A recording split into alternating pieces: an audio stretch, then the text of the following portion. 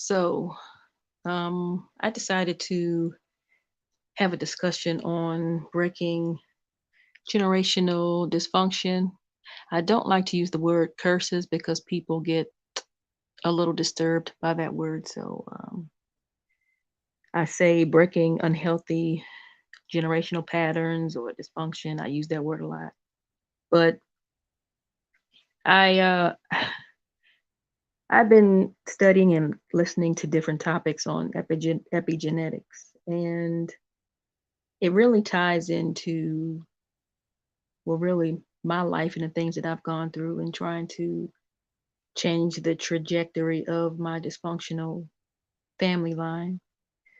And in my book, I wrote about really coming to terms with an incident that happened in my family. And I don't believe that that was the beginning of it. I think it's just something that carried on generationally. And unfortunately, well, of course, it affected me because, um, these patterns travel um, from one generation to the next. And unfortunately, I caught a bulk of the dysfunction. And I went to someone in my late 20s to speak about, or really get some answers as to why I was going through what I was going through. And his answer was simple. And well, back then I didn't think it was simple. But he says the answer the answers to your issues and your problems is in your family bloodline. You have to go back and, figure out what happened and who was doing what 2 generations ago. And once I went down that rabbit hole, as everybody says, go down a rabbit hole. But I came to realize that number one, I had a limited view of myself, and I did not understand how I worked as a person because I didn't understand how my family worked, and I didn't understand who my father was as a person and how he worked. And so people ask me how I broke, quote unquote, the family dysfunction, which in my opinion, I really don't think I broke it. I think I just stopped it. I stopped myself from carrying it on because I don't have children, which I'm very thankful for because I would hate for them to inherit all of this baggage that I inherited. So I really had to do a lot of soul work. That's in the title of my book. But doing my soul work, I had to study my family and I had to understand how they worked and how the natural laws work. I had to understand cause and consequence. And I had to understand how to cultivate, well, really, what is the meaning of cultivating a family and or a healthy marriage? Because what I found is that it's due to your mindset. And since I wasn't raised in that environment, I had no clue of what that meant. As a young well, as a teenager, I was told that I should get married. Um, I didn't know what that meant. My idea of marriage came from, television. And I guess I kind of idolized it as many of us do when we don't come from families who were or parents who were married. We just kind of idolize it or we think, well, it's something that looks nice and it's cute, but at the end of the day, you really don't see it happening for you, if that makes sense. But studying my family, I realized that we carried a lot of poverty mindset. We lived in survival mode and we were ruled by our lower selves. We chased the idea of security. It's a lot of unconscious creation going on in my family. And everybody was ignorant to the natural laws. And unfortunately, I think I was groomed to believe that because I was ignorant of those laws, that I should be spared from the consequences.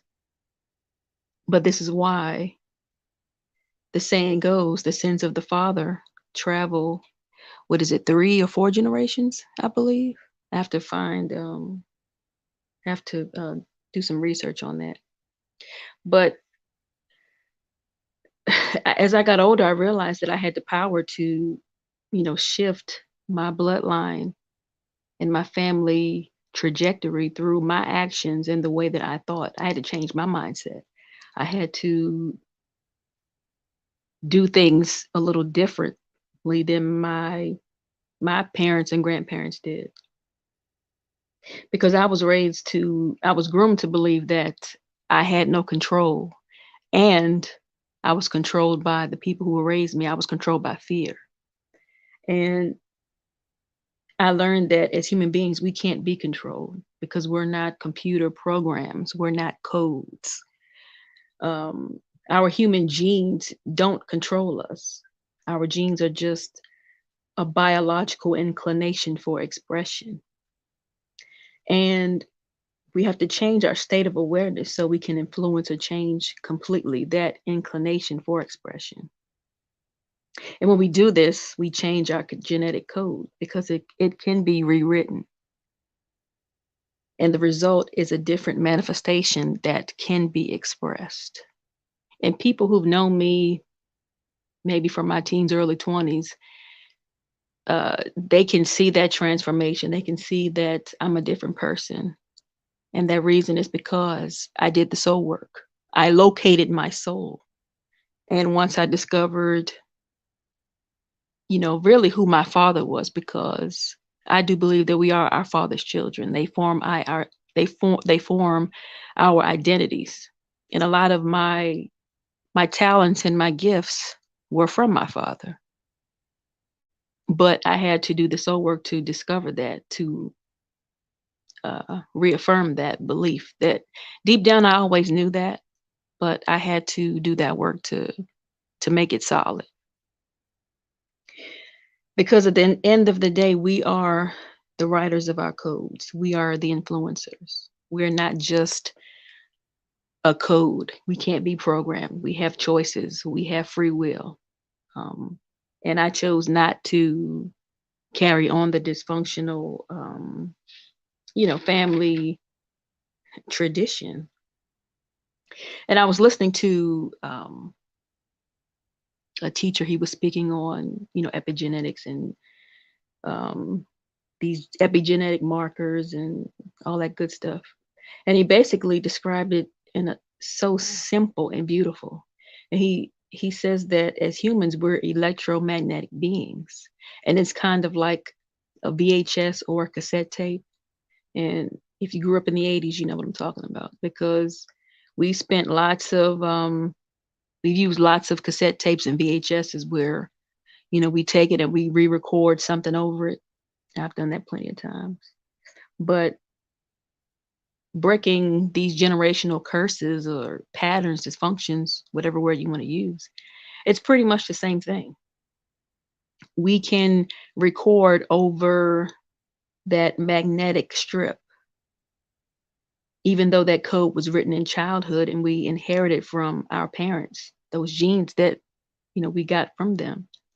But we also inherit their sins and their dysfunction. But we do have the power to rewrite that code. It can be done. We just have to do the work. He also refers to it as an epigenetic marker. He says it's a mark that's on the forehead in the right hand. And in the Bible, it's described as the mark of the beast. But this teacher said it's an epigenetic marker and it's on your forehead. That's where your spirit is located. And your right hand is the hand of righteousness. And we always have to make sure our actions are righteous. That's another way we break those unhealthy patterns. So every day I am recreating myself because I'm focusing on my intentions and using my discernment to make the proper choices for myself. And really, people always, I think sometimes people put too much focus on breaking curses for the purpose of having children, which is important, but um, it's also important for yourself, because whether you have children or not, you want to live the rest of your life on this planet in a healthy state of mind. You don't want to live dysfunctionally as a single person. You always want to make the righteous choices for yourself in general. Um, so now I choose the path of love. I choose to create from love. And that's how I gain my energy. Well, I gain it from spending time in nature, but I had to rid myself of so much fear that was embedded in my subconscious as a child. I lived in fear for years. And of course, that fear led me to live in survival mode. But, I thank the Most High, because at a young age, I knew that I did not want to repeat that generational cycle. I did not want my children to have the life or experiences that I had. I did not want that for them. So I am grateful and thankful for that. So, but I'm gonna cut this video because I've been rambling for over 10 minutes now, and I really didn't want to speak that long, but I'm glad I got it out, and hopefully, um, you listening, it made sense to you, and hopefully you make the choice of breaking unhealthy patterns in your family. So leave your comments, your suggestions in the comment section, and I'll see you guys on the next one.